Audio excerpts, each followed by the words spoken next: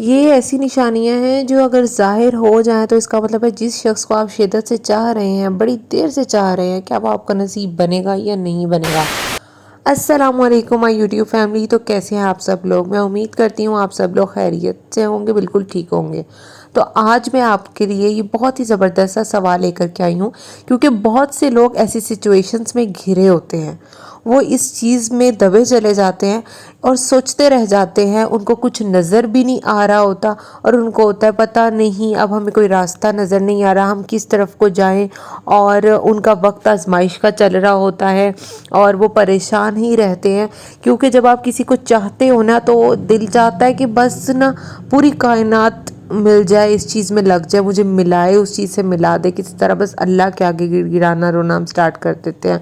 تو آج کی اس ویڈیو میں یہی ہم لوگ ڈسکس کرنے والے ہیں۔ اچھا، اس پسند اور شدت کے پروسیس میں ہم لوگ اللہ پاک سے بہت دعائیں مانگ رہے ہوتے ہیں، لیکن سٹل ہمارے دل میں نا ایک یہ خوف ہوتا ہے کہ اگر اتنی محنت کے بعد، اگر اتنا مانگنے کے بعد بھی وہ شخص ہمیں نہ ملا، ہم تو بالکل تنہا رہ جائیں گے، جیسے سب کچھ ختم ہی ہو جائے گا۔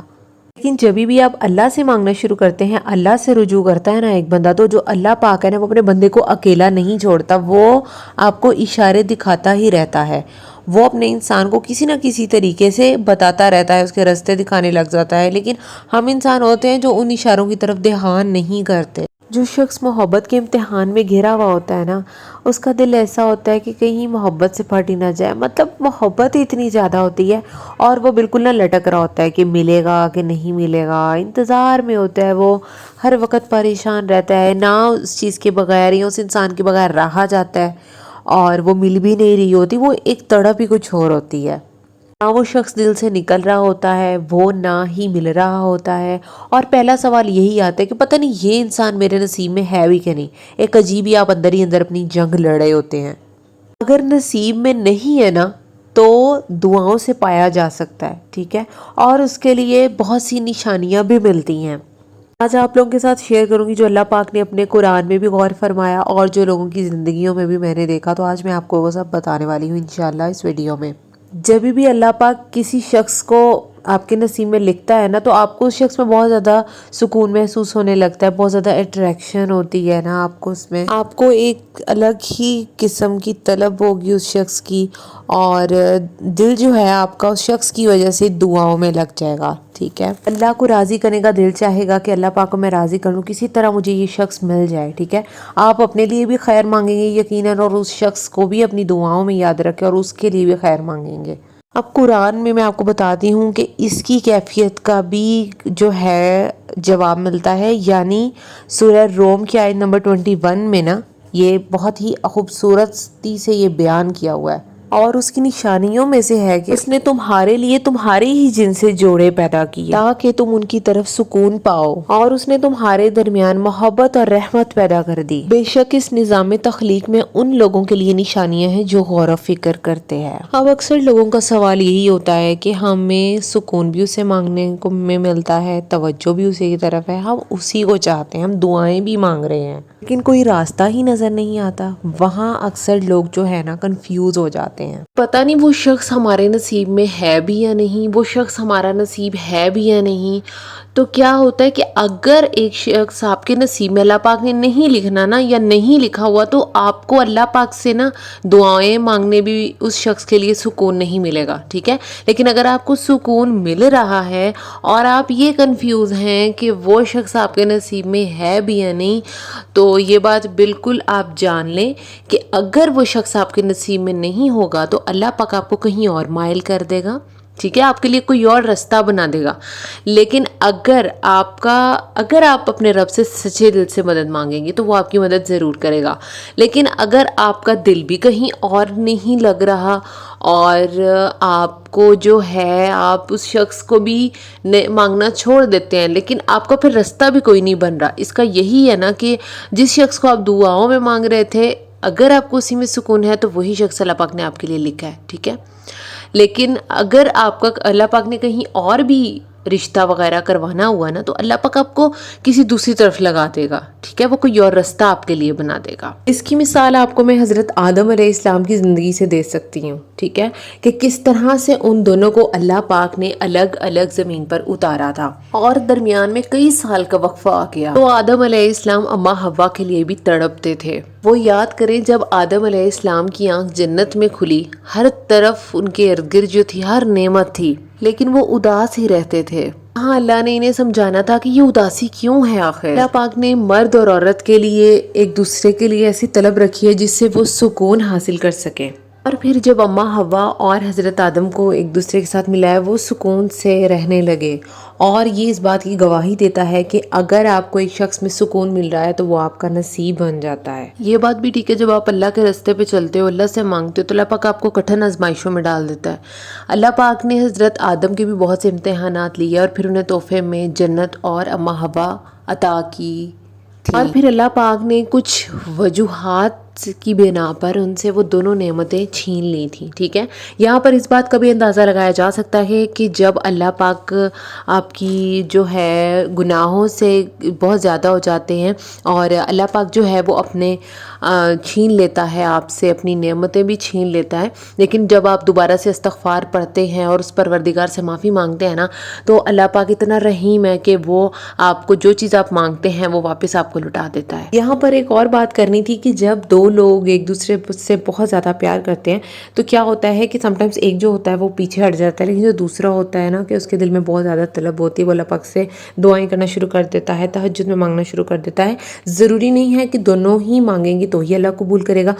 کٹھن امتحان ایک کے لیے بہت ہو جاتا ہے کہ وہ جو ہے اس کے دل سے اس انسان کا خیال ہی نہیں نکلتا، خیال ہی نہیں رہتا، ہر وقت اس کے بارے میں سوچنا، اسی کے لیے دعائیں مانگنا، تو ایک انسان کے لیے بھی نا جو بہت مشکل ہو جاتا ہے۔ اللہ پاک اسے زیادہ آزمائش میں ڈال دیتا ہے کہ اس انسان کا خیال اس کے دل سے نہیں نکلتا، وہ جسٹ اسی انسان کو پانا چاہتا ہے۔ تو یہ نہیں ہوتا کہ اگر دونوں مل کے دعا مانگیں گے تو ہی قبول ہوگی۔ اللہ پاک نے جب دعا قبول کرنی ہوئی، وہ رحیم ہے، وہ ان دونوں میں سے ایک بھی مانگے گا دعا شدت سے تو اللہ پاک قبول ضرور کریں گے۔ تو یہاں پر ساری بات ہی کامل یقین کی ہے کہ اگر آپ یقین سے اپنے رب سے مانگو گے نا تو اللہ پاک ضرور سنتا ہے کہ ہاں یہ پروردگار میرا مجھے سنے گا، میری ہر دعا کو قبول کرے گا، تو اللہ پاک آپ کو ضرور نوازے گا۔ جیسے حضرت آدم علیہ السلام نے اپنے گناہوں کی توبہ کر کے جب اللہ تعالیٰ سے مانگا تو ان کو بھی عطا کر دیا گیا تھا ماں باپ کا ساتھ، ٹھیک ہے۔ تو اس طرح سے ثابت ہوتا ہے کہ کس طرح سے اللہ پر یقین رکھنے سے کتنی چیزیں بدل جاتی ہیں، جیسے حضرت یعقوب نے کیا، حضرت یوسف اپنے کام کاج میں لگ گئے، تو جسٹ یقین کی ساری گیم ہوتی ہے کہ آپ نے اللہ پاک پر کامل یقین رکھنا ہے۔ لوگوں کی کسی باتوں میں آپ نے نہیں آنا کہ یہ تو یک طرفہ ہے، لوگ یا تم اکیلے مانگ رہے ہو تو اللہ پاک نہیں عطا کرے گا۔ کیوں نہیں عطا کرے گا؟ اللہ پاک تو شدت کو دیکھتا ہے۔ اللہ پاک یہ نہیں دیکھتا کہ دو لوگ مانگ رہے ہیں، اللہ پاک کی طرف سے ہی امتحانات آتے ہیں اس طرح سے،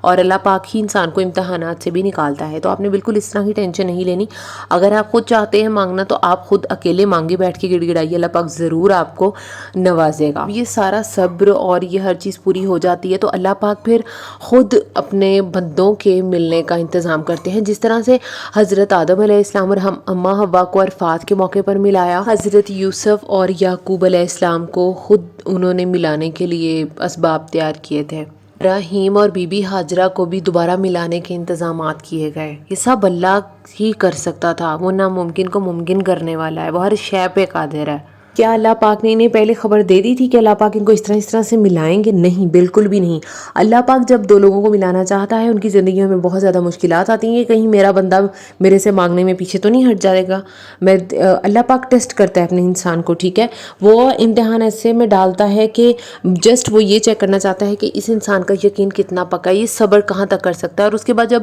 آپ کی وقت آتا ہے نا آپ کو ملانے کا، یا وہ بات ہی کچھ اور ہوتی ہوگی، وہ جو خوبصورت لمحات ہوتے ہیں وہ بھی یہ ہوتا ہوگا کہ انسان فوراً سجدوں میں، شکرانے کے سجدوں میں پڑ جائے تو ہی ہوتا ہے، کیونکہ اللہ پاک ہی سب کچھ کرتا ہے، ناممکن کو وہی ممکن بناتا ہے۔ جس طریقے سے حضرت آدم وغیرہ کو بھی درد کی چکی سے گزارا گیا، اس کے بعد ان کو نعمتوں سے عطا کیا گیا۔ جب تک آپ دعاؤں کے پروسیجر میں ہوتے ہیں اللہ پاک آپ کو نشانات دکھاتا رہتا ہے اور آپ وہ نشان دیکھتے ہیں، ٹھیک ہے، اسی طرح ہی چلتا رہتا ہے، اور پھر وہ ٹائم بھی آ جاتا ہے جب آپ اللہ پاک سے شدت سے مانگتے ہیں۔ طلب ہی ایسی ہوتی ہے کہ ہم اس شخص کے پیچھے اتنے پاگل ہوتے ہیں کہ ہم اس کی جگہ کسی اور کو دیکھ ہی نہیں سکتے، کسی اور شخص کا تصور بھی نہیں کر سکتے. اس انسان کا خیال ہی ہمیں بہت زیادہ سکون دیتا ہے. اللہ پاک ہی ہے جس نے آپ کا دھیان اس پہ لگایا ہوا ہے کہ آپ اسی شخص کو اس سے مانگے، اور وہ نشانات بھی ظاہر کرتا رہتا ہے کہ آخر آپ کب تک جو ہے اس شخص کے پیچھے پڑے رہتے ہو، آپ اس کو مانگتے ہو اور مجھ پر کتنا کامل یقین رکھتے ہو. میں صرف آپ کو قرآن کی روشنی میں چیزیں بتا سکتی ہوں کہ اس طرح سے پاسبل ہے اور کس طرح سے نشانیاں ظاہر ہو سکتی ہیں. میں آپ کو ساری نشانیاں بتا سکتی ہوں، لیکن توکل کی سیڑھی آپ نے خود ہی چڑھنی ہے. کچھ لوگ آتے ہیں اور کہتے ہیں ہم نے بہت زیادہ توکل کیا، ہم نے یہ، جب آپ نے اللہ کی سیڑھی پر چڑھنا ہے نا تو وہاں پر تو بہت مشکلات آنی ہیں. ٹھیک ہے، ان چیزوں کے لیے بھی آپ نے تیار رہنا ہے کہ اللہ پاک آپ کو کسی بھی قسم کی آزمائش سے گزارے گا، کیونکہ آپ نے خود کو اللہ کے سپرد کر دیا ہے. ٹھیک ہے، پھر ایسے نہیں ہوتا کہ اگر آپ نے ایک دفعہ دعا مانگی ہے تو آپ ڈائریکٹ اپنی جو آپ کی نعمت ہے وہ آپ کو مل جائے گی. اس سے پہلے بہت زیادہ ہرڈلز آئیں گی، بہت زیادہ آپ کو جو ہے وہ کوششیں کرنی پڑیں گی، اور پھر جا کے اللہ پاک آپ کو اس نعمت سے نوازیں گے. اور اگر آپ اللہ کی دی ہوئی آزمائشوں کے لیے بالکل بھی ریڈی نہیں ہے نا، تو پھر آپ وہاں پر چلتے جائیں جہاں آپ کو حالات لے کر جا رہے ہیں، جس شخص کے پاس لے کر جا رہے ہیں. ٹھیک ہے، چلتے جائیں آپ لوگ.